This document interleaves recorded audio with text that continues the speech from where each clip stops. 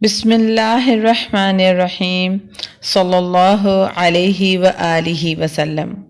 محترم ناظرین، السلام علیکم ورحمۃ اللہ وبرکاتہ۔ مرنے والا جب مر جاتا ہے تو اس کی قبر کے چاروں طرف آگ لگائی جاتی ہے۔ اگر میت کے درمیان کوئی نیک عمل نہ ہو تو یہ آگ اپنے قریب ہر چیز کو جلا دیتی ہے۔ ایک دفعہ ایک آدمی فوت ہوا تو وہ قرآن پاک کی ایک سورت کی تلاوت کیا کرتا تھا۔ جب قبر میں اس کی سر کی طرف سے آگ آئی تو اس سورت نے کہا، نہیں، یہ دنیا میں مجھے پڑھا کرتا تھا۔ جب آگ پاؤں کی طرف سے آئی تو اس سورت نے کہا، نہیں، یہ اپنے پاؤں پر کھڑا ہو کر مجھے قیام میں پڑھا کرتا تھا۔ جب وہ آگ پیٹ کی طرف سے آئی تو اس نے کہا، نہیں، اس نے مجھے حفظ کیا ہوا تھا۔ راوی کہتے ہیں بالآخر اس سورت نے اسے نجات دلا دی۔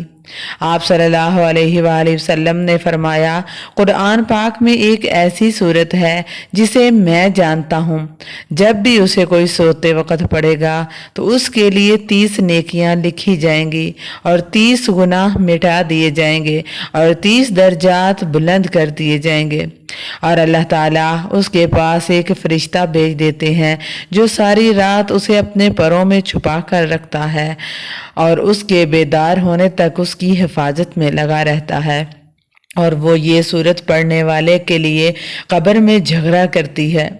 اس سورت کے نام ہے سورۃ الملک۔ تبارک الذی بیدہ الملک۔ سیدنا عبداللہ بن عباس رضی اللہ تعالی عنہ نے ایک شخص سے کہا، میں تجھے ایسی حدیث نہ سناؤں جس سے تو خوش ہو جائے؟ اس شخص نے کہا، کیوں نہیں، ضرور سنائیے۔